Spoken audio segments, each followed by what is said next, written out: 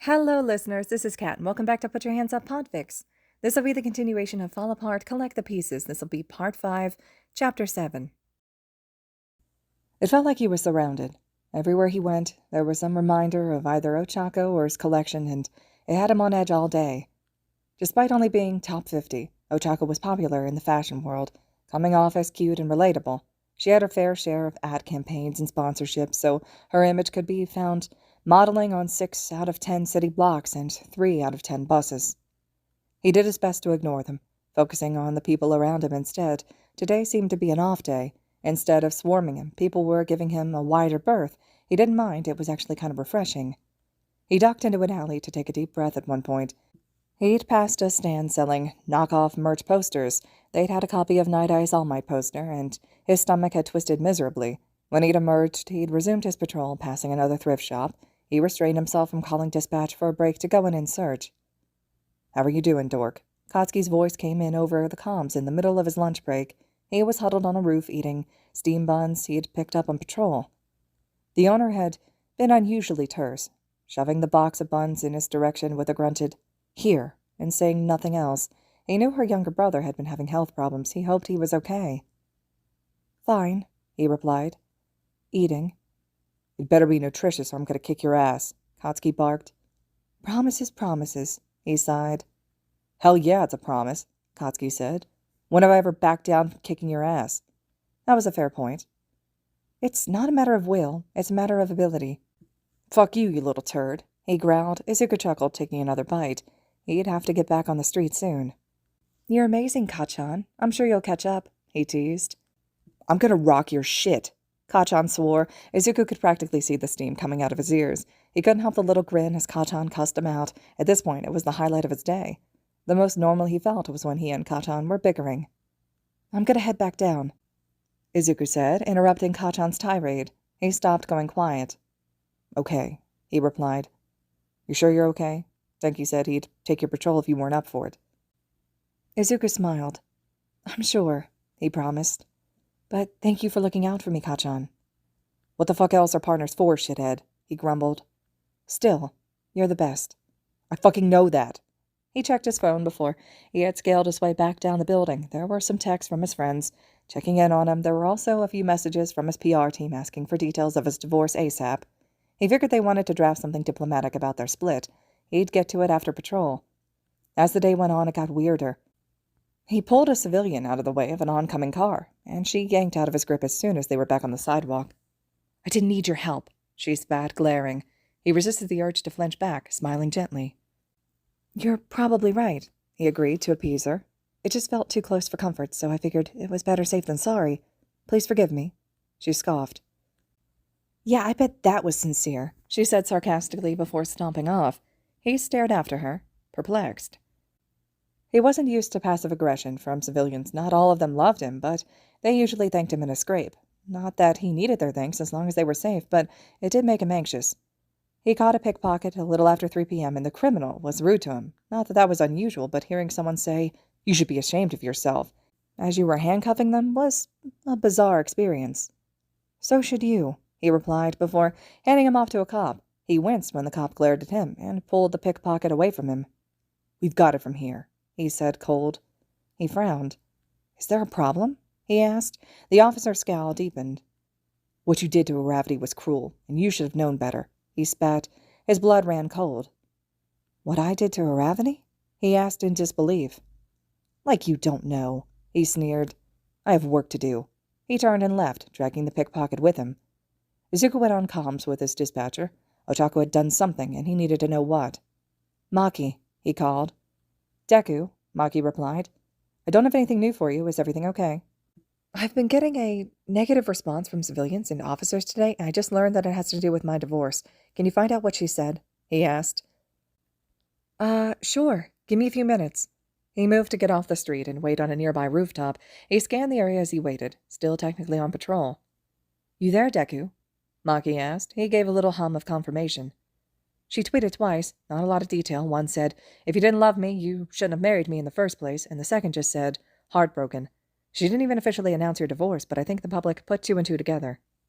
He gritted his teeth. He had loved her, At least, he loved what he thought she was. "Can you patch me through to PR, please?" "Sure," Maki assured him. "I'll triple-check if you need to switch back for a dispatch call." The relief in his PR team's voices when they picked up the call made his stomach sink.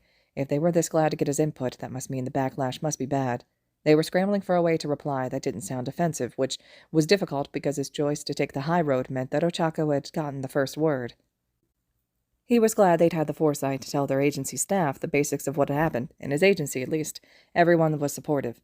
Outside of his agency, Ochako's fans had been gaining momentum all day. Her tweets had been vague, and it had led to shit tons of baseless theorizing that people were somehow choosing to take as gospel truth. "For the time being, we'd recommend finishing your patrol off the streets," one of them said. "At least until we've come up with something to say." "That would be hiding," he replied. "And hiding implies that I've done something wrong when I haven't." He returned to street level and continued his patrol. This time, though, he didn't plaster on his hero smile. They thought he was unaffected. He wasn't. And if they wanted him to show that, he would. It would be easier on him that way anyway. Maki came over the comms an hour later. "Your PR team released a statement for you," he said. "Thanks, Maki." He fished out his phone and read it, satisfied with the earnest but diplomatic tone. Most notably, he was pleased with how his quote at the end came off.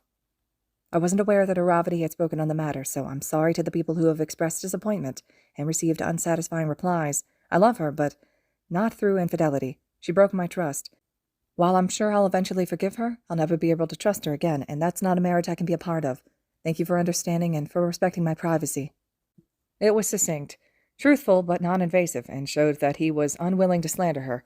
He had no idea how well the statement would land, and he probably wouldn't really find out until tomorrow. His patrol was nearly over, so, except for social media, he'd be flying blind. And social media was always meaner than the real world. He'd learned that the hard way. On his route back to the agency, he was more aware of whispers and stares that followed him. He knew at this point they'd be split, half believing his statement, the other half saying he only wanted to save face. He didn't care. He'd said what he needed to. He was hurting, and he didn't owe that pain to anyone. He was allowed to heal in his own way. He wouldn't make his broken heart a spectacle. He didn't need to pass around the pieces for it to be real. People would think what they thought. All he could do was be honest and kind. That had been true when he was a quirkless child, and it was true now. He made his way back, jaw stiff and eyes blank. He saw reporters in his periphery more than once. 2 actually approached him, asking for quotes. He turned them away as politely as he could. "Heard you had a shit day." Kacchan's voice came from behind him. He was only halfway back. "Should have told me." Izuku shrugged. "I was going to tell you when I saw you, which is now. I had a shit day, Kacchan." "If you told me earlier, I would have helped you, dork," he replied, punching him in the shoulder. "Day's over now." "Thank God," Izuku muttered. They were almost back to the agency now, and he could feel their eyes on him. Another bus with Ochako's ad campaign passed by, and he stiffened. Katsuki caught the motion, and his eyes flicked to the passing bus. "Didn't even think about that shit. Damn," he said. "You've been seeing her dumbass face all day." Izuku pursed his lips, only giving a jerky nod. Katsuki clapped him on the shoulder, steering him forward. In fact, he didn't let go until they reached the locker room, steadying him, tethering him so he wouldn't drift. Kacchan bitched about the shitty, D-list villain he'd tracked down today as they changed, holding Izuku's attention with both hands. He had a feeling that he was doing it so that he wouldn't check his phone for news, but he didn't need to worry. He had no desire to see what people were saying. He wasn't surprised when Katsuki followed him home. He was grateful for it. He wasn't super talkative, so Kacchan just shoved him toward the couch. "I'll make dinner," he said. "Stay off your phone. Want Mina and Denki to come over." He shrugged. "Sure. You don't have to cook, though. We can order out." "Over my dead body, dork," he huffed, pulling out his phone to text them. "Sit. Watch something." Rolling his eyes, he settled back onto the couch. Turning the TV on, he buzzed Mina and Denki in, unsurprised that they dragged Eijiro and Hitoshi with them. Katsuki was surprised that Eijiro and Hitoshi were there, and he bitched up a storm as he made 2 more portions. "I legit almost said something," Mina said, reclining in the armchair. "Except I didn't know what you and your PR team had planned, and I didn't know if I would mess with your divorce settlement." "I wouldn't want you to say something anyway," Izuku said. "I appreciate the thought, but I want to say just enough to get people to leave me alone about it," he explained. Mina and Denki glanced at each other. "We get that," Denki said. "But it doesn't always work that way, dude."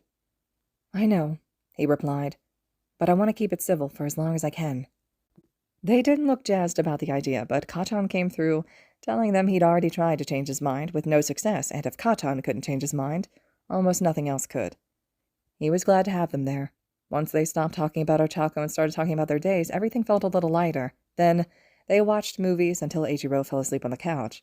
It felt like being back in the dorms again, like they were young and carefree, and like he wasn't miserable, because in this moment he wasn't. In this moment, pressed up against Katsuki on one side and Mina on the other, while Eiichiro snored and All Might, lost in space, movie played in the background, he wasn't miserable. And he wasn't miserable when everyone left, but Katsuki asked to stay in the guest room. Of course you can stay, Izuku replied, rolling his eyes. You've stayed over the last 2 days. Why would today be any different? Katsuki shrugged. Today was shittier, and you had to deal with more people today than yesterday. Social fatigue is real shit. Just take the guest room, Kacchan. You need something to sleep in? Nah, I'm good, he replied. That tracked, since he usually slept in a tank top and boxers. Go to bed, dork. We skipped our spar today, but I'm going to kick your ass in the morning. You keep saying that, he said wistfully. But you haven't kicked my ass in years. Maybe you don't want to kick my ass. It's okay, Kacchan. You can admit it. Katsuki leveled him with a glare. If you weren't going through a straight-up divorce, I'd kick your ass right here. His lips twitched in amusement. Thanks for being so generous. Good night, Kacchan. Night, Deku, he grunted, already stomping toward the guest room. Izuku made his way to his own room, grimacing when he stepped inside. It still had too many traces of Ochako. Quietly he changed into his pajamas, grabbing a blanket, and made his way back to the living room so he could sleep on the couch, just like he'd been doing for the last week. He fell asleep hoping tomorrow would be a little better, that PR statement would ease the strain, and that his heart would hurt a little less, that maybe he'd find more of his collection or his notebooks would be found by the recovery team. He knew the chances were slim, but it was nice to dream. When he did dream, he dreamed that none of this had happened at all. The next morning, he woke up well before his alarm went off. The sun had barely come up, and he had 4 hours before he had to be anywhere. Katsuki wasn't even awake yet, or else he'd have been making an obnoxiously nutritious breakfast as loudly as he could. His phone was chiming, the sound of both texts and emails pushing past his need for sleep and unsettling him. He sat up on the couch and opened his email first, clicking on the thread from his PR team that had started at 5 a.m. Something must have gone wrong if they had a whole planning session before dawn. He scanned the parts where they requested they call them, and he woke up and he'd take a town car instead of walking. Then he saw the attached article, and he knew that Ochako had made her next move. It was titled, Hero Deku Divorces Oravity Over Toys. All right, listeners, this concludes Chapter 7 of Fall Apart, Collect the Pieces. Chapter 8 will be next. I hope you all are still enjoying it. As always, thank you so much for listening.